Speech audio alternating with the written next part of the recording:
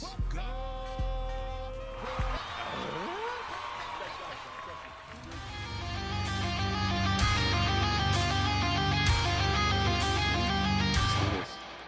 What's up with that, guys? Welcome to another episode. Got a special guest with me today, Prabhu. Yeah. Nice to meet you. Thanks for great. coming by, man. Thanks for having me. Kind of just stumbled upon you on Instagram. Yeah. You know, that's how I find most of my guests, you know, on Instagram, because that just seems to be the way that everybody gets around now. But, man, I'm just super impressed with your playing. Thank you. I mean, you're killer. Thank you. And got some killer equipment, too, by the way. Yeah. That makes it most of the time. Yeah, right. But yeah. Yeah. So let's just kind of get into this, man. Like, so who are you playing for now? What's going on right now with you? Yeah. Well, so I have, I guess, two main projects that I'm part of right now. Mm-hmm. So the first one is called Bhloom. That's my solo project. That's like I go under the moniker of Bhloom, but Yeah. I'm doing all the production, writing, guitar, everything. So been doing that for, I guess, 2 to 3 years now. I'm relatively new to Dallas, and I moved here in 2018. Oh, okay. Started doing Bhloom around 2019. Where'd you move from? I was in the East Coast for a year. Home is Michigan. That's where I did like college and high school. So I graduated college in 2016. Got a job in the East Coast. I was out there for a year in New Jersey, and then moved out here, and then wanted to start like a new project from the scratch, just Right. like restart my music career. So I've been doing Bhloom, which is a metal instrumental project. Started off as actually, I was just doing a lot of like hip hop stuff with it because that's something I did before. Yeah, I've done a lot of that too, like hired gun type of stuff. Yeah, I mean, this was like a lot of just like electronic, lo-fi, a mix of random electronic stuff. And then around 2020, I decided like, I need to get back into metal. Like I'm missing playing. Like I was playing and practicing metal, but not recording it. And I was like, that's what makes me happy. So Dude, for a while I was doing like, because like everybody raps now, you know. So, Yeah. So they're like, oh, you play guitar? Yeah. Can I get some tracks from you? Yeah, You know, and so I was doing that for a while, and then I was like, man, I miss my metal band. Oh yeah, and like the cool thing is nowadays there's like so much crossover. So like, Yeah. I mean, even with hip hop, it's like you can do so much cool guitar work. Or sometimes I like even going under the. I've heard this term that's like not just like metal, but like guitar music, or you hear like technical music, where Okay. it's not like genre specific. Yeah. But yeah, so Bhloom was something I got more into the metal space around 2021. So I released two singles, I think in the beginning of 2022. So that's my solo project, and I'm working on a new single that's coming out hopefully in the next 2 months or a month, or I'm just finishing some promo stuff. Then aside from Bhloom, I play live guitars for an artist named Brandon Burkhalter. So And he's a drummer, right? yeah, he's a drummer and a keyboardist. An amazing keyboardist too, because he wrote all these guitar parts on like a keyboard. So No way. yeah, so this is all his original music, and he's a okay, really that's really cool. good drummer. Yeah, so he got me on board this project around last year. So we've been playing shows right now in the Dallas area, and trying to expand out to more than that. But Yeah. yeah, so those are the two like main projects, and then aside from that, I do like like guitar work, like kind of what you're saying, like hired gun kind of stuff. Mm-hmm. My wife Haley is actually a musician too, so I've been doing some guitar work for some of her solo work, and then we play like busking gigs and like that, like some That's random. convenient. She's got you right there to help. Yeah, I mean, and likewise, I mean, Mhm. she sings too, so I'm actually trying to get her onto some songs. Oh, And, hell yeah. yeah, so yeah, I know when you, and also gear wise, you can split the cost. I'm like, we'll get this microphone. It's like Mhm. it's like a group family investment as opposed to like one paycheck sometimes. So yeah, I think the main projects are Bhloom, and then as far as live shows recently, working with Brandon. So yeah. Right on, man. Let's talk about that single, The World on Yeah, Fire. World on Fire. Yeah, so I sent that to you, I think 2 days ago. I got the first draft of the mix back from. I'm getting it engineered by a man named Russell Holler. He is phenomenal. If you need anything modern metal related, and I'm sure any other genre, he's the guy I think to go to. He had mixed. I got his reference from Brandon because he had engineered Brandon's album, Okay. and then I usually produce and mix outside of mastering. I'll do everything until that point myself. But with this song, I needed someone else to kind of get in on it. It's a very aggressive, technical metal song. It's very technical. Yeah, and with kind of that low tune technical stuff, it's very I like hi-fi production stuff. I like things to sound super crisp and super just like on point. So World on Fire is a single that I'm working on. I've got a couple other singles that I'm gonna work on. So originally for Bhloom, the biggest, I had 2 singles last year, one called Slippy Toad, which is a Star Fox reference, and then one called Yokai. Both kind of inspired me to come up with, they kind of developed the sound of what I was searching for a while with metal too, kind of that like groovy technical metal. But I set out at the end of last year to write an album, but and I've got a lot of songs for that. But something I've been playing with is I kind of want to write some singles and put those out. I had these ideas that I really liked. Like, so I don't know if you've ever been in this mindset where you're writing something, and then something else comes along and it doesn't fit that. It doesn't really fit that like unit or product that you're doing, or like an album. That's when you put it in the bank, or and like I've always, a lot of times I'll be like, all right, just put it in the vault and come back. But there's some ideas I had that I was like, I don't want those to go in a vault. I'm just like, I can come up with this whole song right now. Mm-hmm. So like, do I just put the bigger thing in the vault, or do I, put this one tinier idea? And I decided, I kind of want to expand on some singles, and just get those ideas out that were more relevant to just kind of like at that moment. Like I didn't want to like, I 2 months ago or so, I was like having this like creative, just like, I don't know, just like this moment where I was like writing something, and this was all on my computer, just not even with a guitar, just MIDI. And I had these like, not even musical, but just like thematic ideas. Mm-hmm. Like I was just like, I went to my phone and started writing just a ton of notes. That's kind of how I write a lot now, is like a million notes, and I can pull them out and talk about some of them. They're really goofy. Some of them are just like crazy metal song with this, or like write about this thing. And I just kept going. And then I was like, I'm gonna make a full song out of this. And I was like, I'm not gonna stop working on this until I'm tired of working on it. And I got a song done in 2 days. Nice. And so I wrote that song in, I think, 2 to 3 days. So for World on Fire, I literally sat on my couch and I like had something on the TV, just had like a background show, and then just had some headphones on, and then just was going crazy with MIDI and stuff like that. And because I already do a lot with MIDI anyways, because like I'm not a drummer, so usually when I'm writing, drums are I would say 50% of like the song, like, oh, of course, in metal especially, like drums carry so much. Is Brandon playing on this song? No, so this is all just programmed by me. Oh, So no way. yeah, so I couldn't even tell, man. Well, I thought that was Brandon. well, thank you. Yeah, and I do want to get some more like drummers like Brandon or other drummers. Same with the bass too. Everything's just me. So the bass is MIDI, the drums are MIDI, the guitar is real. Actually, some of the leads are MIDI. Wow. Yeah, Brandon turned me onto this plugin called Shreddage, and it's kind of changed a lot because it's a contact library for guitar, for metal guitar. It's like an 8-string plugin. And you can run that through your normal FX train. So like a lot of times I'll use like neural DSP plugins and stuff like that. You just can send the DI out of that thing and then straight into your neural or whatever plugins you have. You could even reamp into Aspects, but yeah.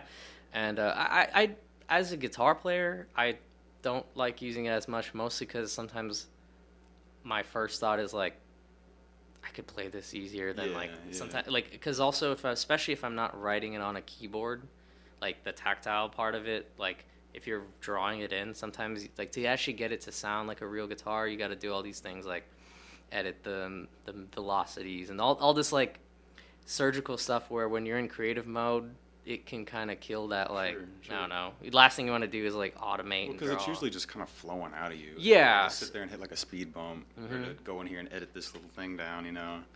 But I decided, so with that, I was just like playing around with dialing in some tones with drums for other stuff. And then for bass, I use this thing called Gin Bass, which is another bass MIDI library. It's just for like it's like modeled after a Dingwall, like 5-string bass. Okay. Sounds insane.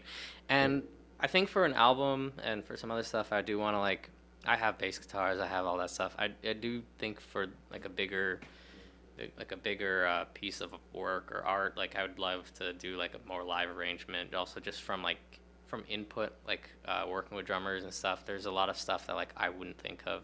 I've gotten a lot better at programming drums working with a drummer and playing in a drummer's band, because a lot of the cues that for things I'll notice where I'm like, oh, that's like these little fills actually help bring like this sort of thematic change and stuff like that.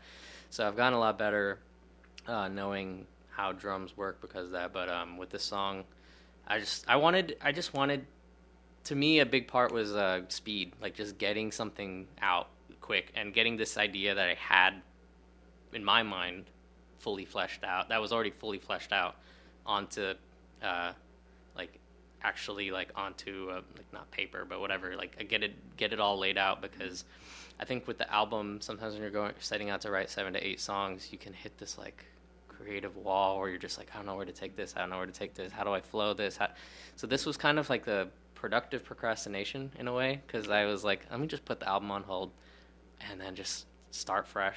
And so that song honestly came together a couple days. I had MIDI guitars for a while, which it sounded super robotic but still sounded good to me, and I was like, wow, I could just send it off this way. So I actually am getting a music video done, but I had sent off I think I sent him the version that had the MIDI guitar or something. Really? But there's and to me, I think one of the things is I don't really see, to me, I like the end product, and to me, like now I recorded it with real guitars because it's gonna sound way better, and I'm also gonna play it. Like I still feel like I can't just throw a thing with MIDI guitars and be a guitar player. I got to do this. Yeah, just don't sit right with you. Yeah, exactly. I got to do some work, but I still see it as like, the final product's good, then that's what I care about, is like a song that I like. So. What's the tuning on that song? I use a 7-string guitar. It's in drop G, so it's like I had a feeling that was G. Yeah. It's so it's basically it's like a standard tune guitar. Then you drop it to D standard for the 6-string part, and then that low you get a G. So that's what we actually play for our live set for Brandon stuff too. So I've just kept right now I've been alternating between using 6 strings and 7 strings for Bhloom. My 6-string I use is a Gibson SG, very different guitar than this. It's a 61 SG with like P90s in it. Very. I didn't know it was a 61. So yeah, dude, those are the best ones. Wow. Those are the ones. That's the one I really wanted, because it's got the P90s and it's got a really thin neck, so it's perfect. I love it. It's a very, as far as like vintage guitars go, it's a very metal guitar in terms of like how it feels, because it's got that slim neck and everything. That's what I wrote on my song Slippy Toad in, and I play that in like an open D flat. It's a Dadgad, that tuning. Yeah. It's that just dropped half step, so it's like D flat. Yeah, okay. Dadgad, yeah, D flat dad, or I don't know what the name is, but and that open tuning is like gives me so many ideas, because it's like you get these different chord shapes and stuff like that, and like especially for metal, I'm not necessarily the most like solo. I don't like solo a ton. Like I like doing those, and I like throwing leads, but like the reason I like those open tunings is you can get like these, you can think of these like, it kind of makes you think differently with the guitar. You're not going into the same, it breaks you out of that mold. Pentatonic scales that you're doing. You're kind of like, it usually would get to this note here, but now I've got to like think of it different. So you can kind of come up with, sometimes I'll play what I initially would intend in standard, and then I'm like, wait, but that sounded weird, but that sounded cool. So like, just, I don't know. You say you're not a big solo guy, but the last little solo at the end of the song. The da-na-na-na-na-na-na. I can play that. That's I've been practicing. I can pull that out. If That'd you be want. dope, man. But the legato on that is so smooth. Well, that's the funny part is that's actually MIDI. Is it? Okay. That's MIDI, but 'Cause I was listening to it and I was like, damn, this is so like smooth. yeah, and that's the cool thing about these. I think the one you're talking about is the. Yeah. So I've actually been practicing the crap out of that one because with playing these live, I wanted to, it's still pulling these off live is, I keep that in mind when I'm writing stuff too, where I'm just like, yeah, even if I'm writing MIDI or something, it's like, I want to pull this off live. Yeah, of course. Yeah, that one goes, Yep.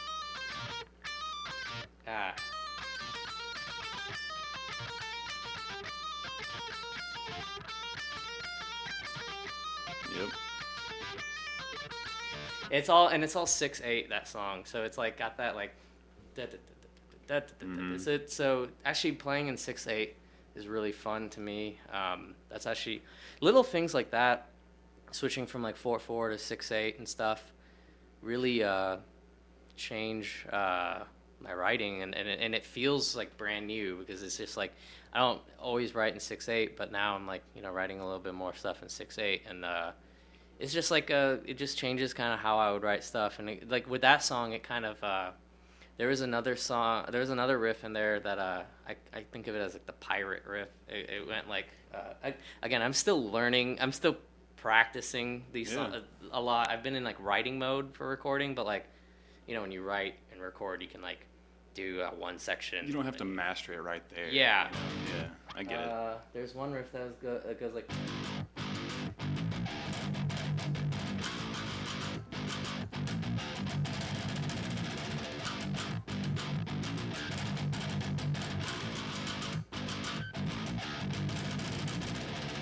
That part is the hard like. It's Those little triplets right there. Yeah. But there's like a part that goes.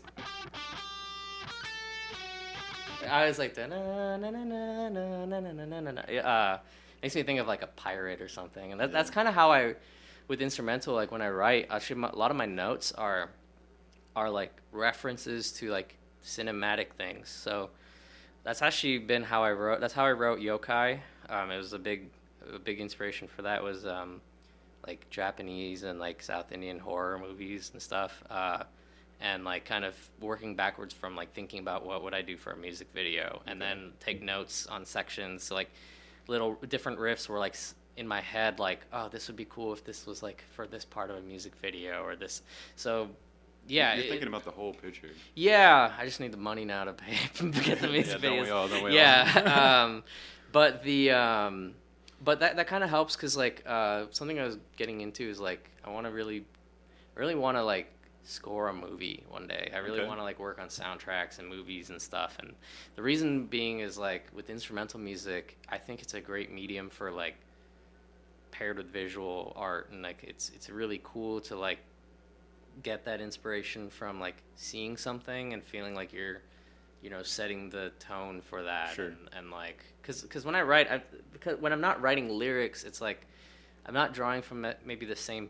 I'm drawing from the same emotions that like I think a lot of singer-songwriters or lyricists draw from, of like personal things, but like I'm not like thinking, it's not poetry that I'm doing, so it's not like I'm like how do I convey a vulnerable feeling but like through this wacky 7-string guitar. Like it's like very different. So sometimes when I have a visual reference, it helps me. So with this song there, like that riff, when I said it was like a pirate riff, that's like what I think is 6/8. Like that's a good way to put it. Like I think of that like because that part, it goes from like this crazy fast thing to like this breakdown that has like machine gun samples and stuff, and then like that one riff, and yeah, I just kind of cinematically thought of like what that would be. And that's the inspiration for the song "World on Fire" came from just kind of the last year personally, and like just like societally or politically. Sure. Just like I went through a lot of stuff this last year personally that just was like chaotic and stuff, and then like I think we all did collectively from like there was so much stuff in like the news of like violence and things like that, and so much like just so much stuff we went through, you know. And like from like I feel like there was a period where we were all on edge, and then also it was like 110 degrees for like 4 months or something, and like you know, there was a period where I was just like, you know, I found myself just angry all the time because it's hot, and like and like just I was thinking thematically of like what is that like when like kind of like the pressures like personally or societally, like when like I was thinking about the like world on fire of just like literally like our world is actually on fire. There's like wildfires and forest fires, and like the temperature is rising, and like this is feels miserable and this is horrible. But then also like the like social implication of that of just like I feel like everyone's on edge and just like it's like burning up. But, I like it. But the contrast to that, what I wanted is I wanted it to start with this like super party like Lamb of God like because I wanted it to still feel like world's on fire, but like we're still in our like little own universe and we're just partying up, or like we're like it feels like the world's on fire, but like I was realizing like there are certain things like sometimes you get so desensitized to when there's so much chaotic stuff that you're just like, oh, okay, yeah, that didn't faze me because I just have other stuff I need to do, or I'm just like you'll see something on Instagram that's like, God, that's horrific. Or I'm late to drinks with my buddies. I think we all do that. Yeah, so like I was just having that reflection of just like, you know, how much stuff felt like chaotic, but then like the contrast of just like kind of feeling like defeated and being like, whatever. I'm just gonna, no, I get it, man. I think it's a great little amalgamation of things that you. Yeah, that's a cool word, amalgamation. Yeah. It's a nice name for a song. Isn't it? Amalgamation. Or a band name. That's like a death metal band name. Hell yeah. What about Monster Mosh, man? How did that even come about for you? That was good. I mean, that was something we played for Brandon's set. Monster Mosh was really cool because so many good bands. I mean, like it's so just many, like dude. Band like I mean, I was just like I was really excited and happy to play, but I was equally just happy to like see a lot of bands. Like one of the bands we played with. On the same stage was Impending Doom, and I love that band. Oh, they're like, so sick. Yeah, they're so good, and I was just like, oh, it's cool to see all these cool bands. It's like a great, like the lineup was just amazing, and I think also turnout for shows is just really good because like I think there's just I don't know if it's just like a factor of like post-COVID or something, but like I just feel like there's so many good shows happening. Maybe it's like bands just like there wasn't live music for a while. I think that's what it is. And it's just everyone trying to get out now. Yeah, and I just feel like there's just so much good stuff happening, and it's fun to be part of that. And like, yeah, Monster Mash was cool. I mean, that's thrown by Third String Productions, and like we played a couple of their shows, and yeah, I mean, it's just a great time. It was fun experience. That was my first Monster Mosh that I've played. And like I said, I'm relatively new to Dallas, so like to me, when I moved here, 2018, I was working with some artists here, and we were about to launch this live shows for their stuff. But then COVID hit, and then I couldn't really do much with that. Yeah. So like the last couple of years, I hadn't been playing live. I was mostly just recording and doing more stuff on the internet, Instagram. That was that's like honestly been where I just like live now for like doing music stuff a lot of times. But with stuff like the last couple of months, we played Trees and Three Links and then Monster Mosh. It's been I'm new to Dallas, so I haven't been to like outside of playing. I haven't actually even been to a lot of these concerts like Monster Mosh and stuff, just because, or I don't know, other festivals and stuff like that, just because like shows really have only been a thing for like a year and a half now. I think it's not been that long, because I remember in 2022, like that was the first show I went to since like pre-COVID. It took a while to get all the bands back out there again, but it seems like everybody's back in like full swing tour mode. Oh yeah, and those festivals are cool because you see other awesome musicians, and as a musician, it's like a big family reunion, Yeah, and it's a great like networking thing too. You're seeing other artists who are working super hard. One thing I love about like metal shows is like you hardly ever see like all the metalheads out in public. Yeah. But they show up for the show, dude, and they're all there, and all their metal shirts and shit, and like, but you don't ever see them out in public. Yeah, yeah, I thought about that too. You put it in a. I didn't know what I was like. I felt that, but I hadn't like. You're looking around like, where are you people? Like, yeah, you're all here now, but like, where are you like in normal days? You know? Yeah, and like the other thing I like about metal shows is that like, generally speaking, people are very chill or like. Oh yeah. I saw this thing about like it's like angry music for happy people. It like my parents who they've come out to a lot of shows and stuff, and like when they were at they were at Monster Mosh, and right before I was going on, I saw them standing in the middle of like the middle of like the audience. Uh-oh. And I think because they were like, oh, it's cool, there's an opening, it's great. Yeah. And I was like, there's an opening for a reason. Yeah. I was like, whoa, move. Wait, I like, before I got on, I was like, ran to them because I was like, oh my God, I love you. I can't like just walk away from I was like panicking. But in general, just like even at past shows and stuff, like people are so like, I've taken like my younger cousin who's not been to like metal shows and stuff, and like people, when you tell them like, oh, this is their first metal show, they're like, there's like this pride I think that comes with this, like, oh, you're here. You're like, I think a little bit is like, especially with like the kind of like deeper you get into the like metal spectrum of things, or like I don't know what you call it, but like the metal verse, but there's like it's I think a lot of people are aware it's a niche thing, like it's a niche, like we're all nerds to some extent, like we're all like, you know, we all like are doing something that's kind of like not as much in the mainstream. It's kind of fringe. Yeah. I think I hesitate to say that because like the cool thing is that metal has become a lot more mainstream as of late. Like I was thinking about like how much more heavy music has gotten like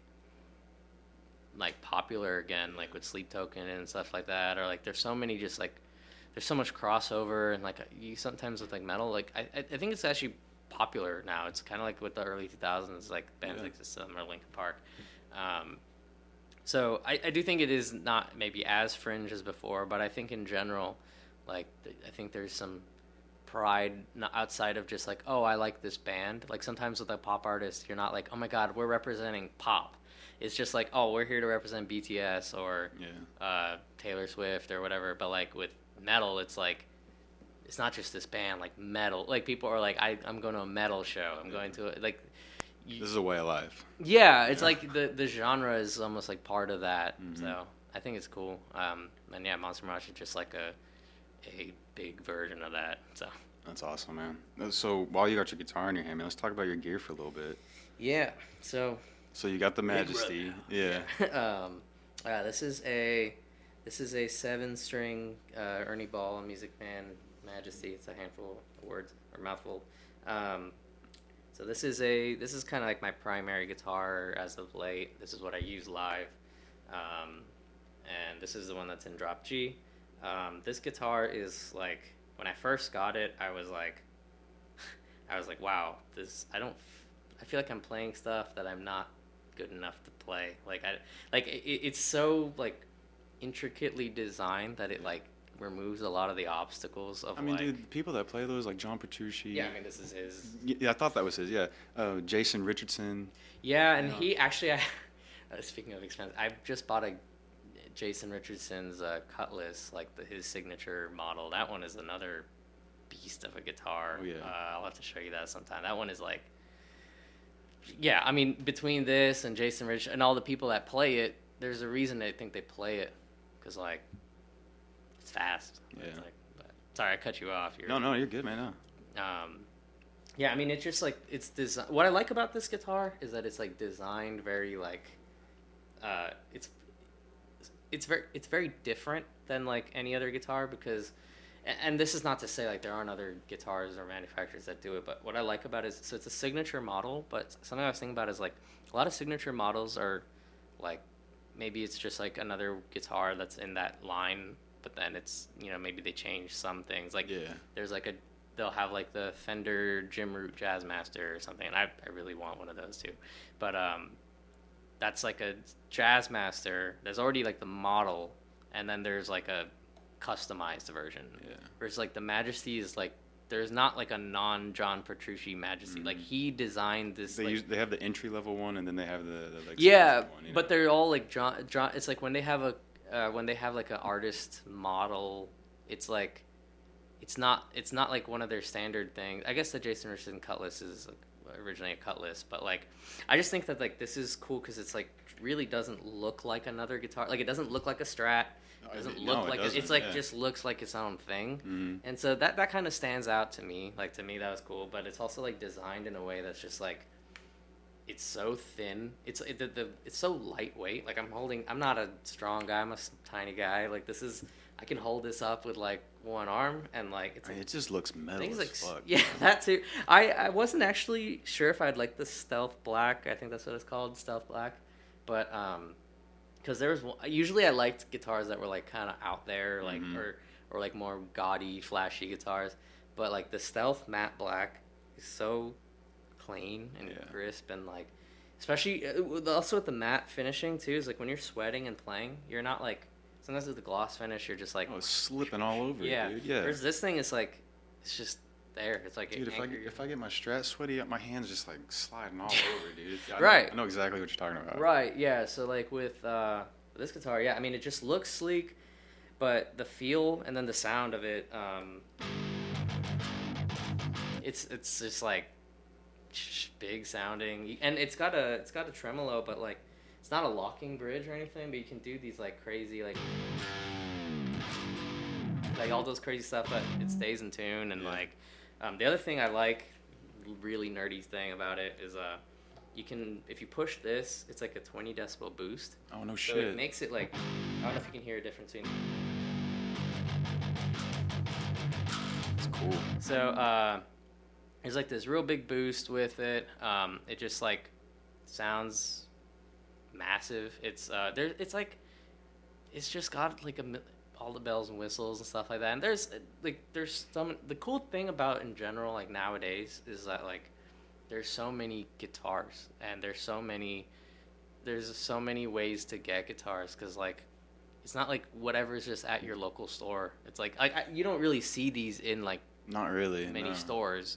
I think Guitar Center does carry Majesties now when you go to some of the like the nicer ones. They got a couple of them maybe. But yeah, because they have like a platinum it's not like a row room of like Strats, you know. Yeah, they have like a platinum room at some of them, and I don't know if you can even play. Like I don't know if it's like, cool to go play them there. Like it's like they keep it away in a different. Well, like I said, when you pulled it out, this is the first time I've seen one in person. Because like they're always behind something, or like you gotta ask to play it, or. Yeah, I mean, there's like so many like these kind of guitars. That is the hard part though, because I bought it. I had played a 6-string like years ago, like in 2018 or 2019, because I tried one actually at a Guitar Center. But it's like the Sterling model, and then I think the person who worked there was like, "Hey, you can try this one. This is like the Music Man one." And I remember being like, "Whoa, this guitar is insane. This is like." I was like pulling all this shreddy stuff that I was like, I didn't know I could do that. But still, it is hard sometimes when you're buying online, because you're like, I hope I like this guitar. Right. I'm gonna buy it, and these aren't. It's kind of weird to get a guitar online, you know, because you usually get a chance to sit down with it and feel it in your hands. Play it out, and because something's an amazing guitar too, doesn't mean you will like it. Because there's so much subjectivity with it. Because like. Even with this guitar, I'm sure there's so many people that like wouldn't like it as much. Or I have a friend who has one, and he's more of like a Gibson guy and like Les Pauls and stuff. So like some people like the thin neck doesn't appeal, because like they might be doing more bluesy stuff, or they don't need to maybe do maybe they're using their thumb or something, which I can't do ever. And like me neither. So yeah, I mean, I think this guitar, it's just versatile to do everything. But yeah, I do want to like try a 6-string version too, because one of the things that was like hard when I first got it was I had a crappy 7-string in college, and then I didn't really consider that like knowing a lot about 7-strings, because like that guitar was just like really cheap. I traded it for a Squier Strat because I was like I'd rather have that right now than So I relatively was new to seven strings when I got it. So at first, I was comparing my experience with the two to like, what is, what's playing a six string, and the seven string is different technique wise too. So like, 100%, dude. there are little things that like I'd learned that I was like doing kind of wrong or just not like, you can't get away with in the same way with like muting, because like you gotta move it just a little bit more, like closer to the pickups off the bridge, because just for like the muting and the tension and all that stuff, like it'll sound way better. But I didn't know that for like the first 5-6 months of playing that Majesty. So like at first I was like, man, I don't know, like I can't get a good tone out of this. I feel like I'm getting so much string noise and stuff. But a lot of it was like technique. So like even without just changing strings or anything else, like I had to relearn sevens. Right. But I want to play a six string version of this, because I feel like if I can play a seven string and love it, like I can't imagine what the six string feels like. It's gotta be easier. Yeah, exactly. It's like, gotta be. Because now when I play six strings, I'm like, oh, this is tiny. Like this guitar is just like, because after playing seven strings and you're doing those like big stretches and stuff, it's like when you go to a six string, you're just like, oh, I can like do these crazy like extended reaches and stuff. Yeah, like stuff like that. Yeah. But yeah. That's awesome. So you kind of talked about it earlier, but like Instagram guitar players, there's an influx of them now, right? So like there's so many people that kind of like make a living as an Instagram guitar player. And I think a lot of people like Jason Richardson, Tim Henson, Jared Dines, Charles Caswell. Oh like, yeah. Those dudes are like kind of like Instagram like influencer players almost, But like what's your opinion on that, man? Because like, if you can, you talked about like people making money on it. I mean, it's a sweet way to make money. Right. I mean, like it's cool. I mean, I think Instagram. I mean, on a smaller scale, that's how I've met you, right? Instagram, and like that's how I've for a lot of local opportunities too in Dallas, and like for like guest solo stuff or whatever. It's like Instagram has been honestly, that's like been the way that's like kind of been the channel to like get that. So I mean, I think with the YouTube guitar player or Instagram guitar player, it's interesting because like YouTube and Instagram are slightly different. A little bit, right? Like, and Instagram and even between the platforms, it's like TikTok and Instagram and YouTube there's like subtle differences in what you different do. Audiences. Yeah, because I think like I feel like YouTube is very centered on, or not very centered, but like there's a big center on like gear. Then Instagram has a big center on playing, and then like TikTok's also with playing, but like kind of like just meme guitar stuff or like goofy stuff. Yeah, or just like hyper impressive stuff that's like you're just like, oh my god, like how did like some person playing like, I don't know, Moonlight Sonata by Beethoven with like one finger or something that's just like, what the heck, like how Right. like the Instagram guitar thing. The reason I like Instagram of all the platforms, or just in general, like even before, like I had Twitter and I didn't care for Twitter that much, but like I think the big reason is just like it's so focused on like content and also not super long content. It's like long enough that it's not memes, but like short enough that you're not like to create a really long YouTube video is like a lot of work. Like a lot of I have a lot of respect for like the YouTube like YouTubers who are doing stuff like Ola England. I don't know if you watch him. Yeah. Super good. And or like Fluff. I think his name's Ryan Bruce. He's another great guitarist, and like they're making like long form content that's like running a TV show or something. Yeah, Tim like, Henson has started doing that too. Like he'll do like these like studio tours of his studio and stuff. And like playthroughs on songs. Yeah, so like I think there's like a lot with YouTube that's like for the long form and stuff, but like Instagram's kind of that cool middle, I find, because there's like, especially when you have a quick idea, but then you don't necessarily think that idea like if you did, it's kind of how like with SNL, I think like SNL used to be, I think, really funny when I was a kid, and I thought that was really funny, but then like now sometimes I like see SNL skits and sometimes I was like, okay, it's like 5 minutes of the same, like the punchline was like 1 minute and it was good, but like their Instagram skits that are like so funny, but they've condensed into a short period, but it's not like too short in my opinion. So I think Instagram's that sweet spot, and I think a lot of those people that you mentioned, like I really like Charles Caswell. He's the Buried Alive guy, right? Yeah. Right. I posted something by him today. His guitar playing is just insane, and dude, like it's crazy because like I kind of dude, all the tapping. Yeah. They became like a mainstream band through Instagram. Yeah. You know what I mean? And because he used to be, I think, in a band called Reflections. So I, like 10 years ago, when it was like the early internet gent thing, I think that was the band. I need to double check that if that was him in that band. But like he was in a band that like I liked, I think. And like I didn't know his name, I just knew the band. But then like I saw some Instagram video, like someone sent me Buried Alive, and they're like, dude, you need to check out this band. It's like the guitar work and in this band, and but it's kind of like you can create. I think too, it's like a way to create snippets of your music that focus on like the technique, like what is your technical thing that you do, or what is your like niche or your thing, and that's something I've tried to like figure out, and like so for me realizing like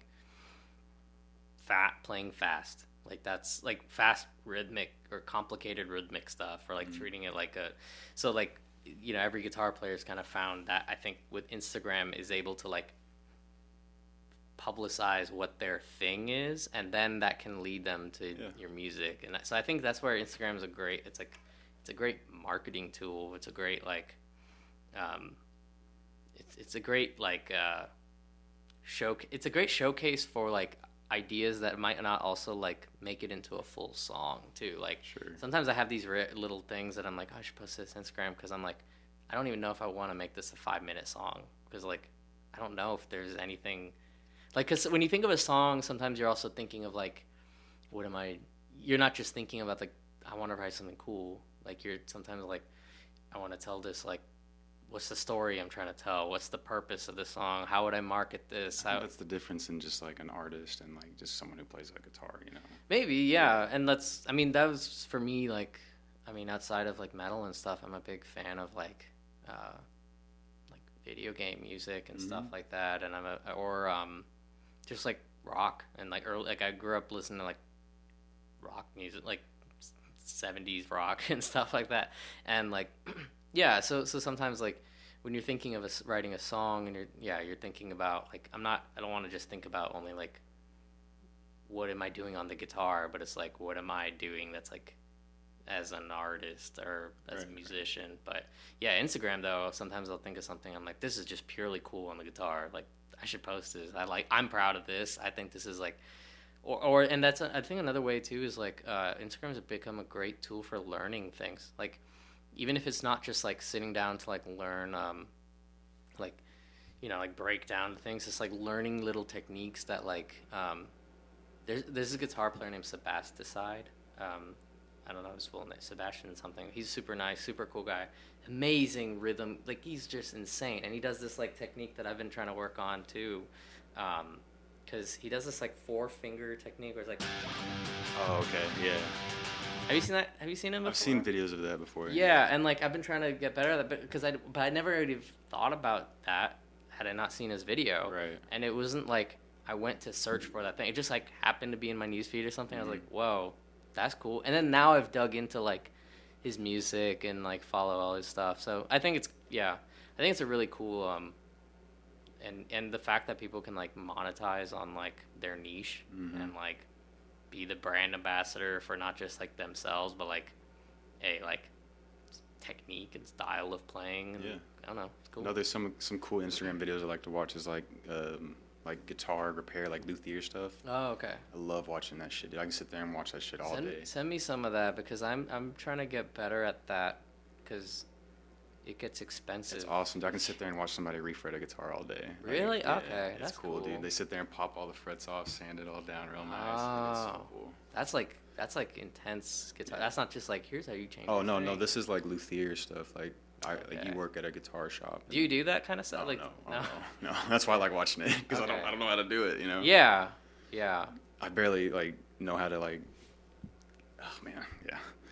I'll set up your guitar. Yeah, you know what I'm saying? Like, get the intonation right and all that shit. I barely know how to do all that. So. Yeah, I mean, a lot of times though, it's like with certain guitars you don't need to. Like with guitars like this, that is one thing I found, like, because it's a floating bridge. Mm-hmm. You have so much. You can like. You can get that note really far. So it's like, a lot of times like things like weather and stuff like that can throw guitars like this off a lot. But what's cool actually with this guitar, which I wish every guitar did, is that the truss rod adjuster is here. So usually it's instead under up top, that thing, and you gotta unscrew. And then how do you adjust it here? Like this little thing, I was like, this is genius. Like, why have other guitarists not done? I'm sure there are other guitars, but it's not a common thing. Right. But like that has made it where it's like sometimes when I'm like neck's a little bit, like it's like the action's a little bit high or something. Let me adjust it real quick. But yeah, I mean that's a whole rabbit hole that like. I'm too scared sometimes to go down there because I'm like, me if too, I do dude. that to my guitar, I'm going to screw it up. And then dude, one time when I first got the guitar, I switched the pick guard on it. It used to be this one. Yeah. And I put the black one on it. I like the black. Yeah. It's something about the white pickups on the black. It's just. Oh. Yeah. And so, but when you take the pick guard off, there's all these little rubber grommets underneath there that hold the screws in place so that there's no vibration. Okay. I didn't know that. So when I took it off, they all just went, it like exploded out, and I was like, fuck. How do I put this back together? Yeah. And so I'm sitting there trying to like surgery this thing back together, and it took me a while, but like, so I love watching those videos of like how to do all this, change pickups or whatever it may be. Yeah, that's a cool one to like that. I do want to learn how to do that because then like just opens up. That's such a big part of your tone that opens up so much possibility. Absolutely. Yeah. All right, so I got this segment called Hit or Shit that I do. Hit or shit. Yeah. Okay, I like it. And so basically, I'm just gonna ask you a few things, and you tell me if it's hit or shit for you. Hit or shit. That's cool. All right. So first thing on my hit or shit list is studio session work, like the hired gun type thing. So hit meaning like would I do it like? So hit meaning like you like it, shit you don't like it. Oh, studio. Hit. I love studio work. One because I can do it. I can do a lot of it at home too. I like have a good recording setup, and like I already record my own stuff. So the reason I like it too is there's like speed and I can get a lot done quick with it. So like I think. Oh wait, am I supposed to explain it or just go? No, it's fine. Yeah. No. It's a hit, but yeah. I mean, I think it's just like, studio's also that time you can get it like perfect. It's like I don't know, you can like, it's like cool to listen back to something you did, and you're just like, whoa, that sounds like. Because after time, like there are different feelings with it. Live is more for myself. I think playing live is more for myself, and like the like energy that comes with that, and like it's a therapeutic thing for Absolutely. me. And then with recording, there's like a thing where I'm like, after some time you kind of separate yourself from the work that you did. Like there's stuff that I did like 10 years ago in college that I was like, I don't relate to that album in the sense that like I'm not thinking about when I recorded. I'm like, I kind of remember when I recorded it, but like when I listen to it, I'm like, it just sounds like I'm listening to a different artist, like some guy who made this album. And I'm like, that's a cool feeling though. Because like especially when you like a song, then you're like, did I do that? Like, did I do that? It's like, but you're just like, oh, that's cool. And I'm like, how did I write that? Or why did I think of that? Like, or even with This World on Fire, I was like, it happened so fast. I was like, I don't know why I wrote that thing, but I'm glad I did. And like, so studio work is kind of like, it removes, I think, a little bit of your ego from it, and you're just like, oh, I can make something that's part of something else. So. Right on. Okay, so next on the hitter shit, Gibson guitars. Oh, hit. I just posted a thing about Gibson guitars versus Fender guitars. I was asking like people on Instagram, like, do you like... Actually, I have like a statistic. It was like 51 to 49%. There was like 500 people that voted, which I was... Do people either love Gibson or hate them? Yeah, well, because when I posted on my story, it was like all Fender. And then when I looked at my Instagram like a couple hours ago, and it was like, in one day, it was like, I think 500 something people responded, and it was like 51 to 49. It was like swing state, like it to Gibson. And I mean, Gibsons are a hit. I have a Gibson SG. I love it. I think the shit part with Gibsons is the price. Yeah. I think because with the Fender, you can get a good Fender for like 500 to say. You can get like a Mexican-made Fender that's great for like 500 to 700. Gibson, the starting price is like $1,000 to get, like, because like I don't want to get, like, I'd actually rather get like some of the high-end Epiphones are super dope. I had an Epiphone Les Paul Ultra. It was like this I think it was a USA made. I don't know if it was USA made, but it was like a really well made Epiphone. And it had like an acoustic pickup in it too, and it was like a chambered body, super cool, and it looked super classy. I loved it. But to me, that felt better than playing like some of those like crappy Les Paul, like the entry level Gibsons that just don't feel like, I don't know why. It's like the name is like why it's $1,000, but Gibsons are a hit generally. I think there's some like I don't think they're the best bang for buck necessarily compared to like, yeah, I'd agree. Other, like if you put $2,000 into a different company, I think you'll get way more like bells and whistles. You'll get like more premium things, but you're not gonna get an SG. That's that. They've got me still with that, where I'm like, I love SGs. I still love the sound. Did you hear about Gibson sued Dean because the Dean copied the Explorer, the SG, and the Flying V? Like, you know Dimebag Darrell's guitar? Yeah, it's basically an Explorer. Yeah, pretty much. And that's a Dean. Yeah. And so they're out there selling these basically Explorers and SGs and all this shit, and they sued them for it, and they won the suit, and so they can no longer sell those Dimebag guitars anymore. Really? I swear. Was this recently that it was in July? Why after all this time? Dude, that's what the judges were saying. They said after 40 years, now you're coming to me, and so the only damages they had to pay was $4,000. Make that make sense. Yeah, and like that's. And also, just respect Dimebags. Like, just let them make the Dimebag. Like, yeah, let it be a memorial. Exactly. Memoriam. I felt the same way. Too. It's like, let Dimebag's guitar, leave that alone. Like, that's not the fight you need to fight right fight, now. Right. Like go after like. And go after every other company that's made a Les Paul copy. There's like a million Les Paul copies. Like, but Dean was just such a big like company, you know, and they had the Dimebag signature models that were just flying off the shelves, and so that is a guitar I never played a Dean. I never really got into, like, I play metal and stuff, but there's some metal guitars that I just like I never tried one, so I never know what it's like, but I just I've never had that experience. Like, I've never played a Dimebag Dean guitar. I've not played had like the BC opportunity. Rich. Never played. BC Rich are trash if you ask me, but I had the opportunity to play a Dean Dimebag because my old metal band I was in, my other guitar player had one. Okay. So it was sick, dude. I loved it. Yeah. It's a badass guitar. Let's see if I can find one now on like Reverb. Dude, they're rare now. Probably like worth a lot now that that it's like illegal or whatever. Exactly. All right, so next on the hitter shit, in-ear monitors. Because some people don't wear them when they play. Yeah. Some people swear by them. They can't play without them. Oh, yeah. That's a hit. That's a more recent hit. The last couple shows, I didn't have them in. There was like quicker turnaround, and we didn't have some of the setup for it. I had them in. I didn't actually have them plugged into anything. They're just ear protection. But I need some new in-ear monitors because I apparently have one weird ear. One ear is fine, never falls out. One ear just keeps falling out. So I've tried different gummies. The custom mold. I think I'm gonna that might be like my Christmas gift to myself or something. Is like go to an audiologist. But I think they're a huge hit, and they've for the last 2 years. So last year, pretty much for like the big chunk of the year, I was like living remotely, and like we were kind of in between living situations, and so I was like, you know, living out of like family and stuff like that, and like living in pretty minimal spaces, and like in-ears were actually really helpful because I didn't have speakers. There's like for a whole year I didn't play guitar through a speaker pretty much. Oh wow. And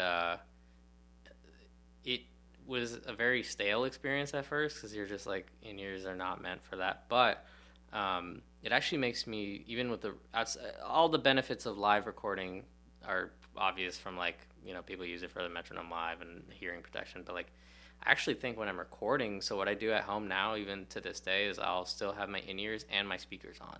Okay. So what I'll do is I'll still have the click in my ear when I'm like recording and tracking, because something about just having that click like just in your brain, just like hitting it right there. Just like, I don't know, like one, it's not as annoying to have on the speaker, just like dun dun dun dun dun, dun like super loud, and the whole family can hear that, and you're just like, it just sounds obnoxious, but it also being in here and just like hearing the little things, or hearing like things like the little feedback from your guitar and the hiss. I think they make you very aware of what's happening in your playing. So yeah, in-ears are a hit. I haven't had a shit so far, right?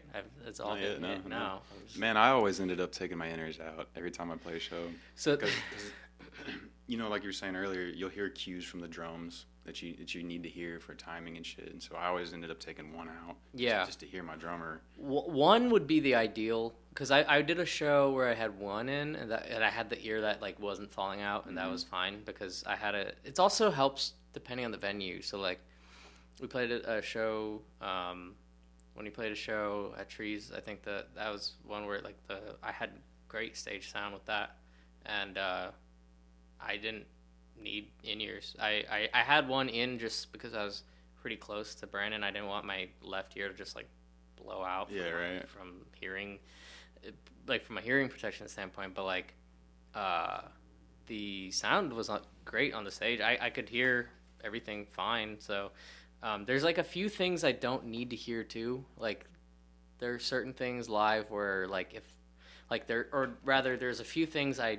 really need to hear, and then the rest are kind of like, it'd be nice to, but like I need to hear the kick drum.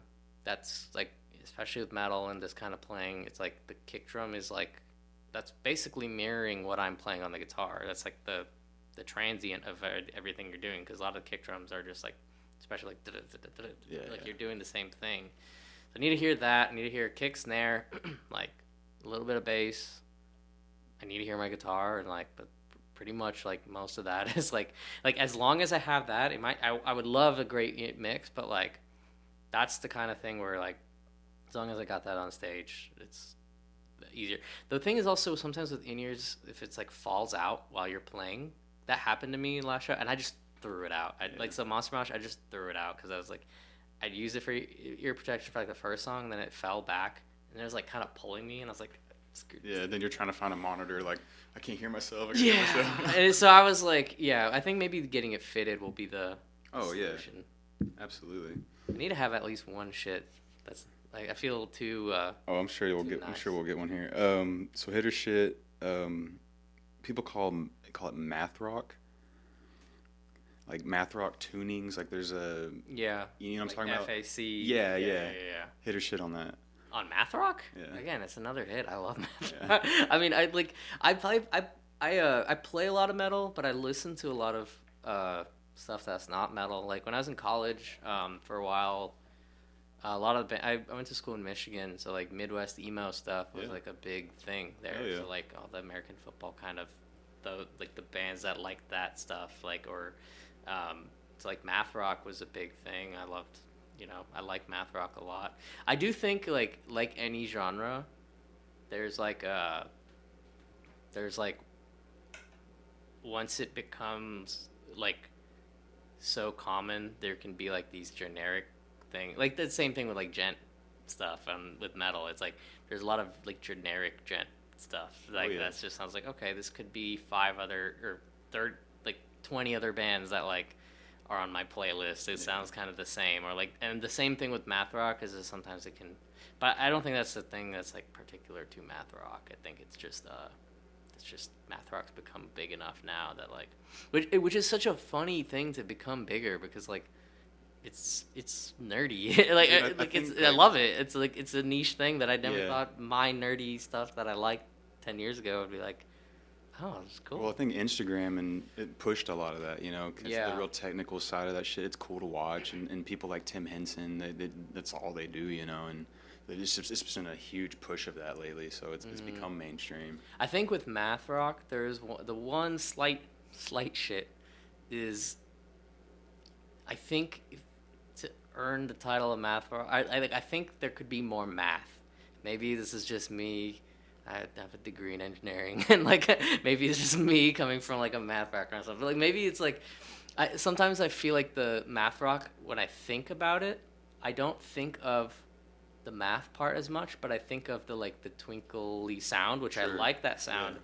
But I think math rock now has been defined more by that sound than the actual odd time signature or something crazy. No, I think you're right about that. Yeah. Yeah, so that's a slight shit. If I were to shit on it. Okay.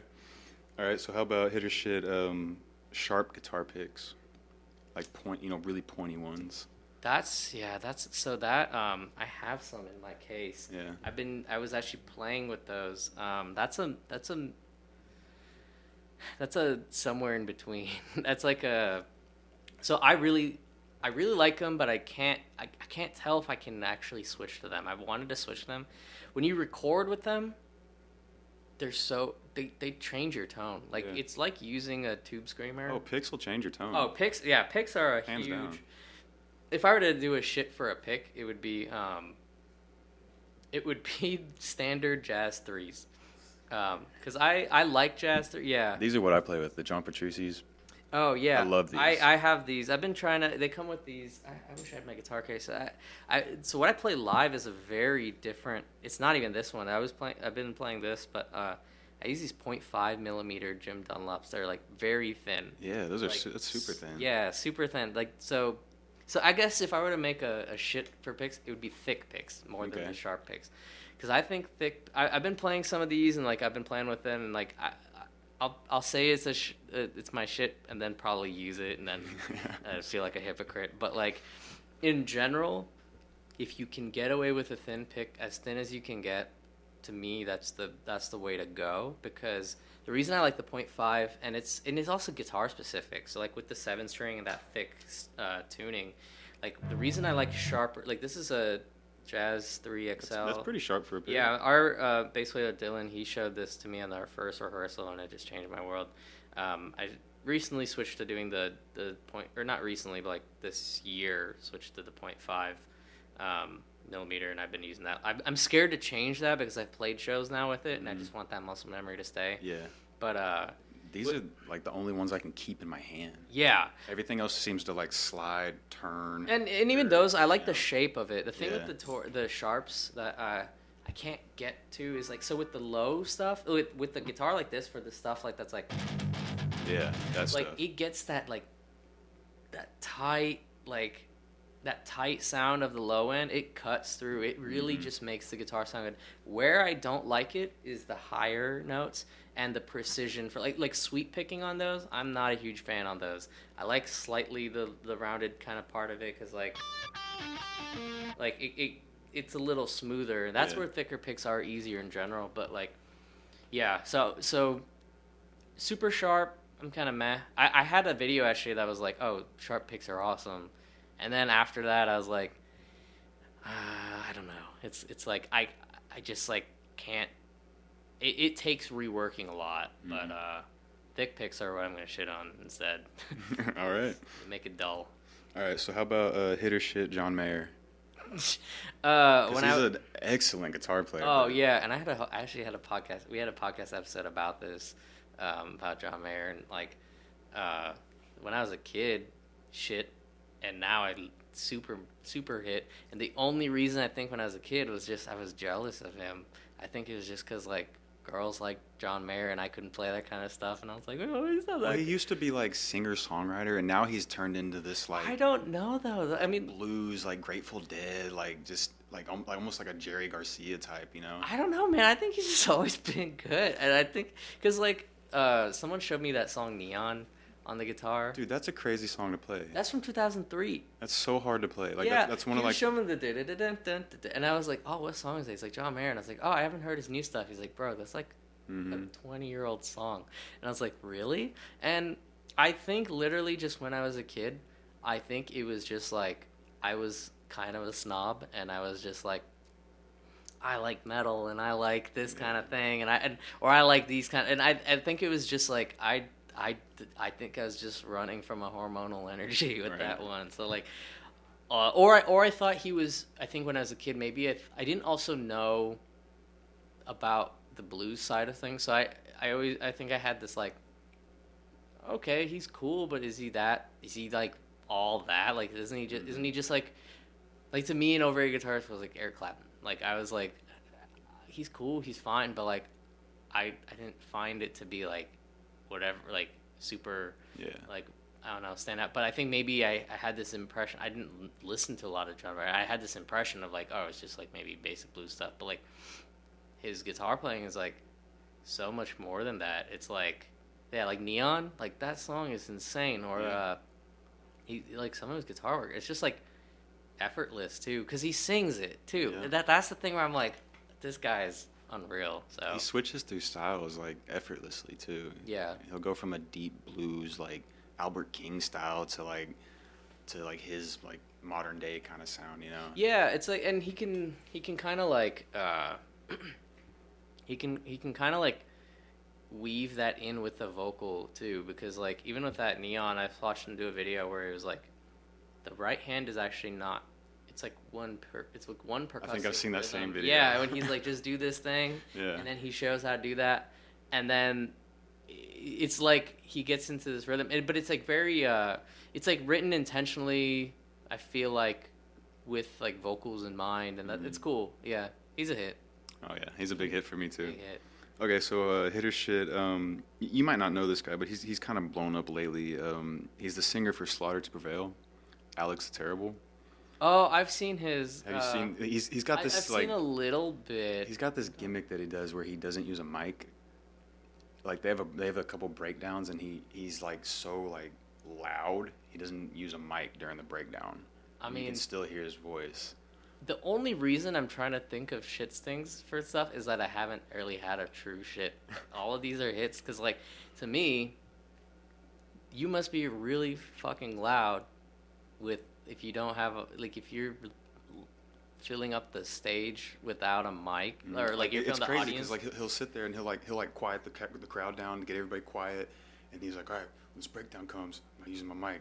And then the breakdown comes in, and then his vocals come in over top it, and you can still hear him. That's super hit. It's crazy. To me. That's super hit. Not just from the technicality, but from the showmanship. Because like you know, if you can command a crowd to be like, hey, let's do. It's like, it's fun because I gotta show you. It's intense, man. Like, yeah, I know, that's wild. I've seen, I think, some of his. I think I follow his Instagram. There's yeah, no, it's cool because like, I think when you're a front man, like you have a lot of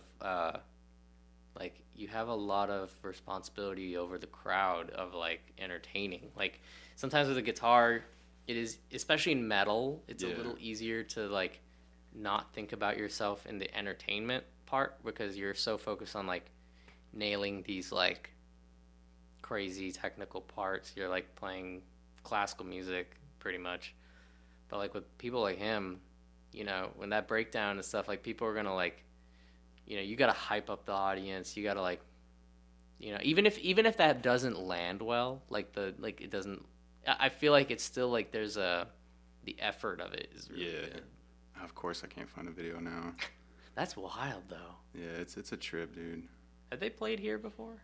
I'm not sure. Yeah, you'll have to look it up, man. It's intense. It's I've never seen another vocalist do that before. Yeah, no, it's kind of gimmicky, but it's cool as hell too. Yeah, I mean like. All right, so last thing on the hitter shit, Guitar Center. Oh, that's a shit. Yep. I have my. You saved me. I have my one shit. They're like, Guitar Centers are like there's like little nuggets where some are good, some are like there are some in this town that are great, and like because it all comes down to people. I think the thing is like it's like Best Buy. I mean, it's like Best Buy now, at least. Like Best Buy when I was a kid was like lit. The Best Buy was so awesome. I love going to Best Buy. And Best Buy did music gear for a while. Yeah, do you remember that? Yeah. Okay, because they had that. So like we didn't have. When I grew up in Lansing, Michigan, it's a relatively small. It's like a college town. It's the capital, but like it's not like if you want to get anything like a Guitar Center, you gotta go to like Detroit area, which is like 90 miles away.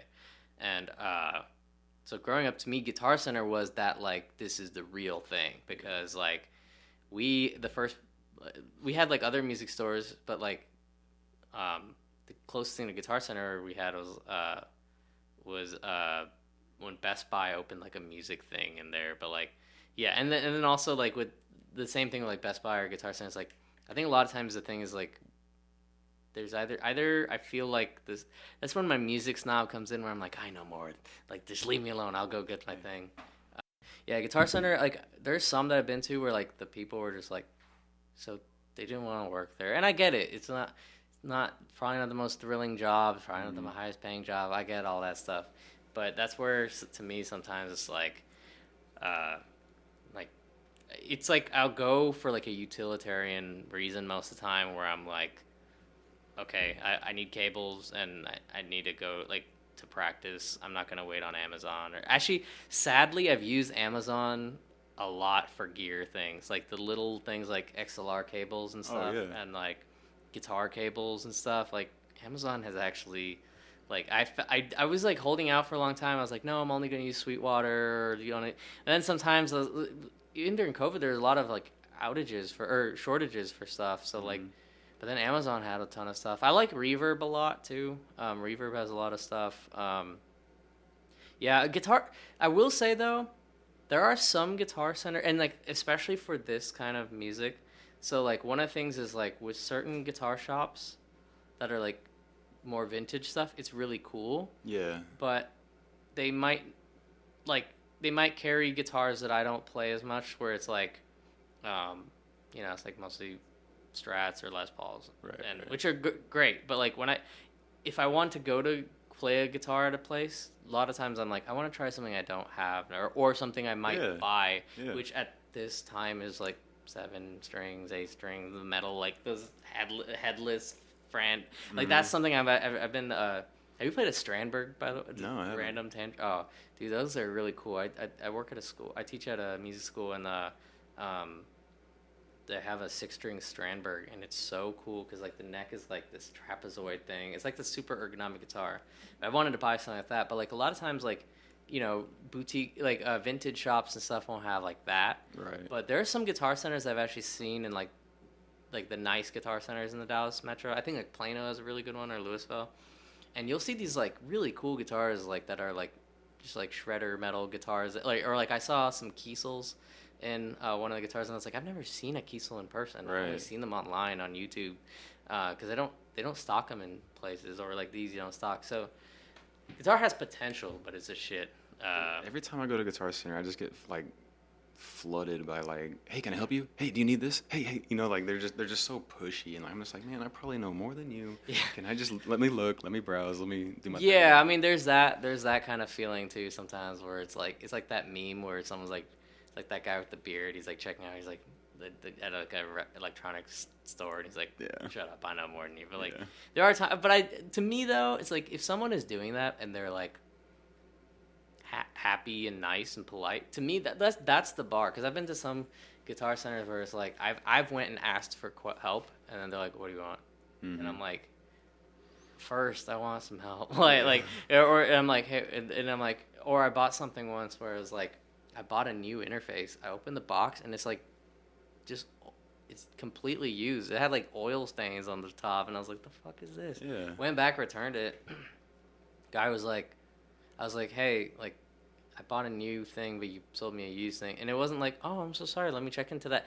That would have been fine. I would have not been angry. I'm like, shit happens. You work at a corporate store. I get it. It's not you. It's not like I'm not coming into it being like, you need to. Yeah, I'm not going in thinking like you should take pride in this. Like just some customer service kind of thing. The guy's just like, yeah, okay, and like, and you're just like, now I'm mad, like, but so like that kind of thing. If someone's pushy, I can at least. I'm like, this guy just wants to sell me a guitar, like, cool, I get it. He's trying to get his commission, but or he's just trying. Maybe he's enthused, but if he's enthused to work at Guitar Center, like, good for him. Like that, dude. If I could mustering that up, if I can make a living working at Guitar Center, you're damn right I'd work at Guitar Center. Yeah, dude. I mean, I think the thing though is that like I think it would be.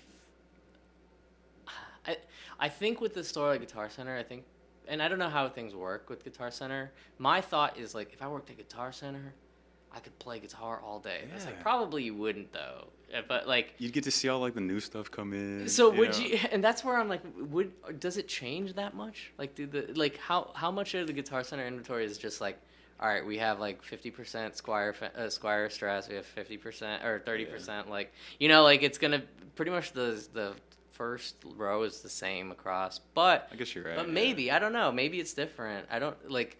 I think it'd be cool. There's a shop I really want to go. Someone told me about it. It's called Guitar Sanctuary up here in McKinney. I haven't heard of that one. Dude, you would leave your credit card at home. Yeah. Cause like I haven't gone there yet. I mean, we can go sometime. I really want to yeah. go up there.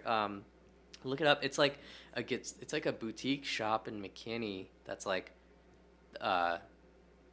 someone told me, and it's like all these like really cool guitars that you don't see in other places, like, you know, things like these Majesties and stuff like that, or just like interesting guitars, and like, so something like that would be pretty cool. Or working at like a guitar shop where you are buying like, I don't know, like you're buying like unique stuff, like a Chicago Music Exchange or something like that, where you're getting like all these like limited runs and stuff like that. Right.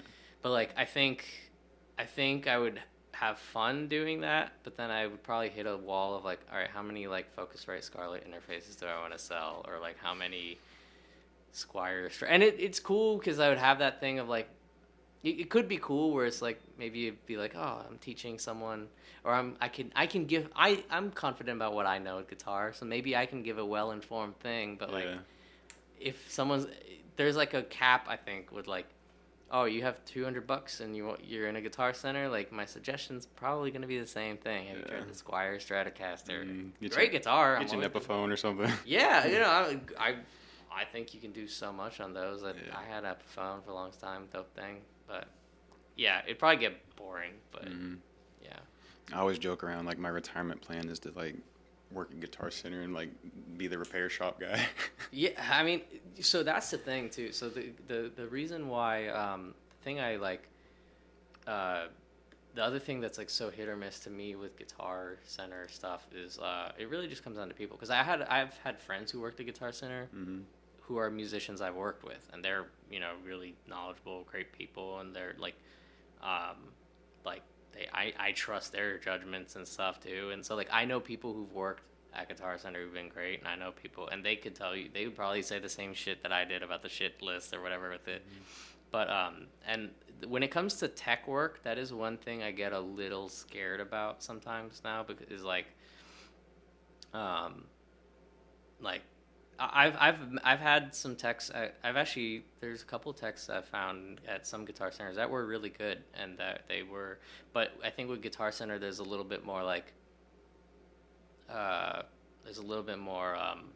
volatility. What's the word? It's just like someone could just change their job. You know, it's like it's just working retail, right? But like, especially like now, something I like is if I find someone who can set my guitar up exactly how I like it, I want to go to that person. It's like going to a barber that you know versus going to Great Clips. They're going to like, so because Great Clips, you might get the person who sucks next week or something. So like, that's a good way to put it. Yeah. So to me, because like especially with these guitars, like I found with like things like the bridge and like the electron, there's a motherboard in the back of this thing. Like there's so much stuff that's like intricate that like it's a, you know, $3,000 plus guitar or whatever. It's like, I do feel that I want to take it to like, you know, so, and even with like luthiers and stuff, it's like, I really prefer if someone has worked on like metal, like guitars for like metal and stuff like that, or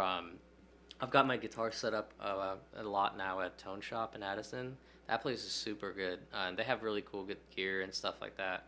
But their techs are really good, and like, got some great setups from there, and it's not just like, oh, you want to set up, okay, just leave your guitar. Like, it's like an interview. They ask you like, they have one of those like plec machine things too, which I haven't used, or I don't think I needed a plec, but they interview you pretty much. Like, so what kind of stuff do you play? Cool. Like, how do you play? Like, he was at, you know, I was like, I pick pretty hard, so like, and this style I do, because I used to like pretty thin strings on here for a low tuning.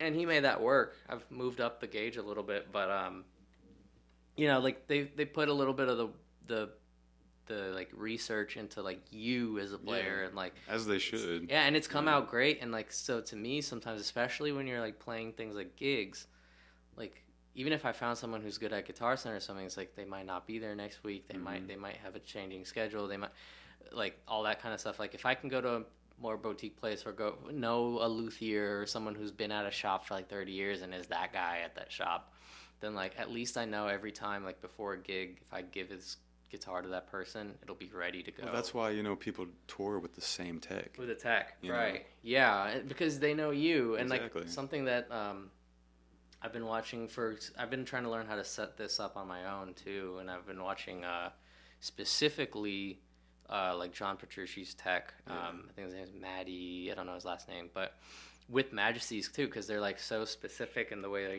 you set them up, and like. But even with him, he plays very differently. He picks very lightly and uses thick strings. I pick very hard and I use very thin strings. So it's like, even then, it's nice to know someone who's like you've done it once, they know.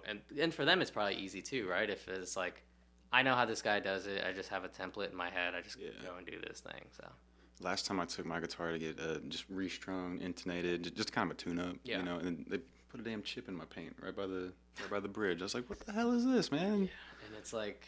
And especially when you have like a more unique guitar or something, it's not like, oh, I could just get this again off the shelf or something. Yeah. It's like, this is, I mean, a guitar is like your Stevie Ray reference. I don't your mind. Pride and joy. Yeah, I don't mind. Yeah, right. I don't mind a chip here and there, but you don't expect that when you take it in to get serviced, Yeah, no, it's like or just like, I've had things where it's like I had something installed wrong, and I'm like, bro, like, how you installed the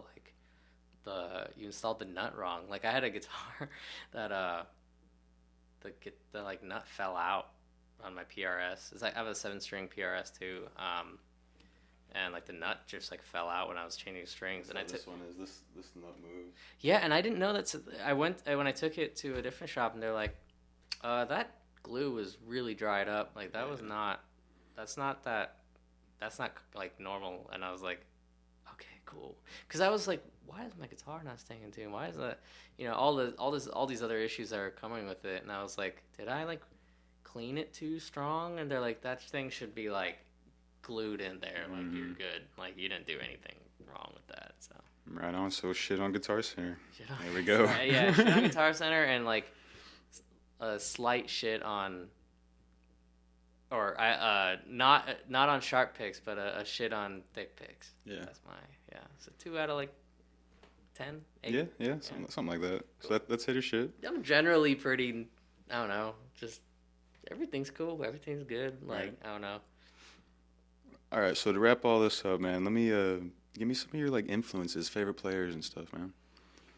Yeah. It's kind of changed over time. I like if I look at it as like 3 periods of my life. Like originally, what got me into guitar and all that kind of stuff was like the 60s, 70s, like rock gods, like Jimmy Page, George Harrison, like the Eagles. I'm trying to think other like Black's Tony Iommi. Tony Iommi's actually he's kind of like been another.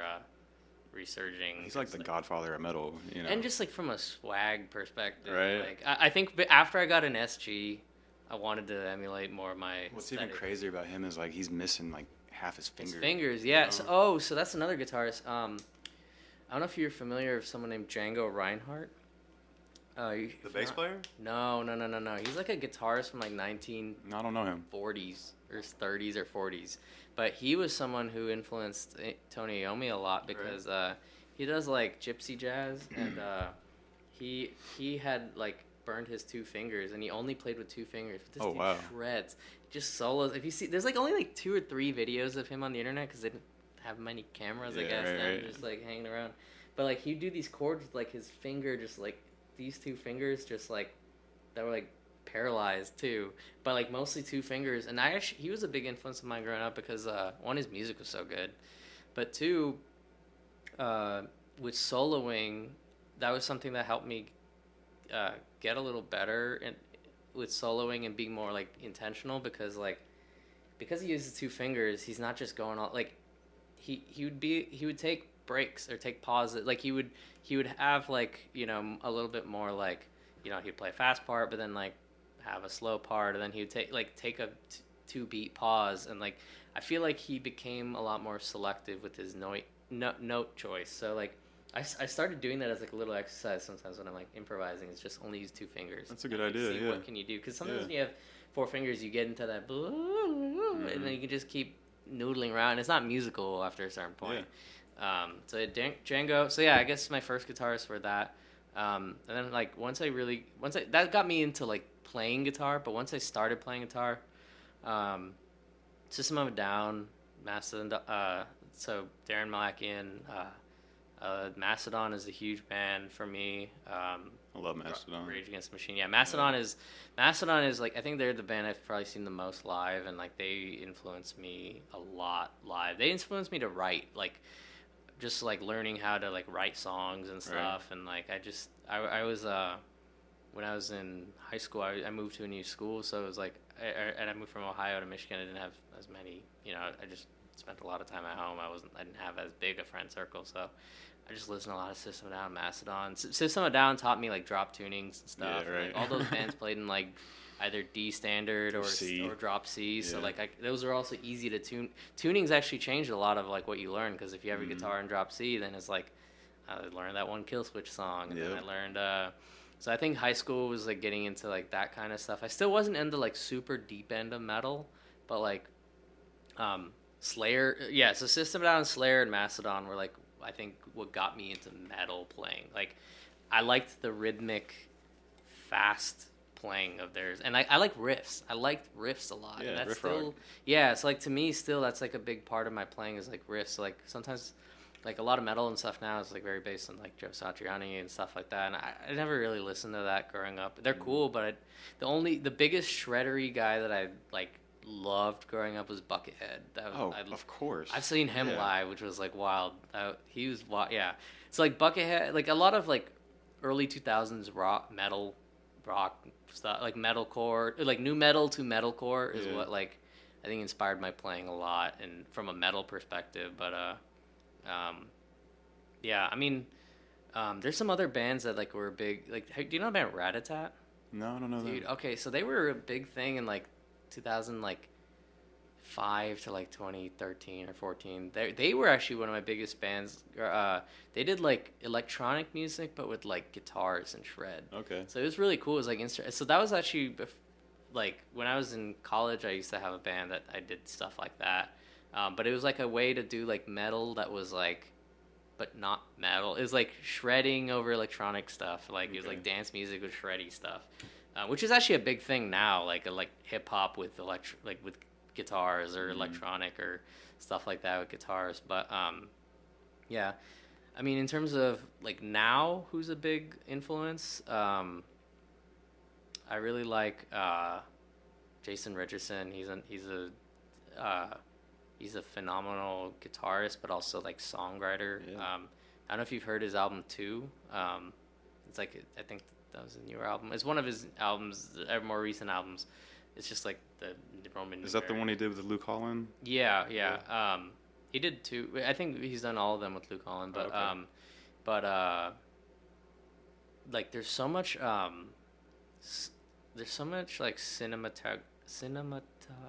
strings. There's a lot of orchestral stuff on. I was like, cinematography, that's the word. Cinematic, that's the word. Oh, there you go. Okay. Jeez, I'm tired. Yeah, there's a lot of cinematic stuff with it, and like to me, when I listened to that album, I felt like I was watching like a Disney soundtrack meets like tech death, whatever. So yeah, I mean like that's cool because like as a guitar player, he's just insane. But like I think he's like, from a songwriting perspective, I think that's inspired me a lot with my solo stuff, because with instrumental, I want there to be these elements of like movies, like in World on Fire, you do these like sound effect things. Like I have like a machine gun or a cannon or something in some parts, and like I want it to feel like you're watching something, like you could overlay this on a video and it'd work. So like yeah, he's really big on that. And then I don't know, there's like so many bands I feel like I could just keep going, and then like I'll think of one after, I'm like, how did I not think of this person? And then like, so I think Jason Richardson's a new person, but like recently who's really inspired my guitar playing and just like playing live is like Slipknot, Nick Thompson, because like one of the biggest things that like has helped me with my playing in the last 2 years is like technique, but more things like posture. Because like 2 years ago, I was like having a lot of back pain with guitar, and a lot of it was from playing guitar. Just being hunched over all the time. Being hunched over, and then when you're recording, I mean, this having a chair that doesn't have this, you're just like sitting out front. Yeah. Like I didn't realize I could just sit back here, which is nice. But like, yeah, like, and so that kind of thing, just like when you're playing live too, like posture that affects. The way you play that affects like I've been really inspired about or not inspired. I've just been really like fascinated about like how can I like improve little technical things that like can make me play faster or stronger and like stamina and like. So, like, little things, like, when I watched Mick Thompson, he's like, that dude is, one, he's a huge, strong guy, but, like, when you watch his posture and stuff, he's, like, up here, like... Yeah, it's, like, he's up here, and then his arm is just, like, so, it's so precise and so, like... You're right. Like, if you watch the way he picks, too, it's, like, it doesn't look painful. Mm-hmm. Like, he can do some speed picking stuff that's just, like... You're right, he does have, here. Like, a really... It's, like, just from here, and, like, to me, that's cool because you'll pick cleaner, you'll pick stronger, and then you'll also, like, be able to do it. I mean, Slipknot's been around for 20, 30 years. I mean, you'll be able to pull off, like, some bands can't pull off the stuff they did when they were younger, like, but Slipknot, you know, they're still kicking it, and they're, like, 40s or 50s, and he looks effortless while he's doing it. So, like, yeah, I've been watching some people like him more from, like, not even just from, like, a musical thing of, like, I love Slipknot, but, like, more just from, like, how can I become a better live performer? Like, how can I become a better guitarist from, like, as a professional? Like, so, yeah. Right on, man. Yeah. Well, I appreciate you coming through, man. This was awesome. Man, thanks for having me. I think this was a great episode, honestly. Oh, yeah, it's fun. And I know you said an hour. We probably went over that. I mean, it's all good, dude. Yeah, I could keep talking about guitars and gear. And same. Yeah, it's what I do with all my free time anyway. Mm-hmm. So thanks for having me, man. Absolutely, dude. Appreciate you coming through. And everybody, thanks for tuning in. And y'all be you. We're going to be us. Later.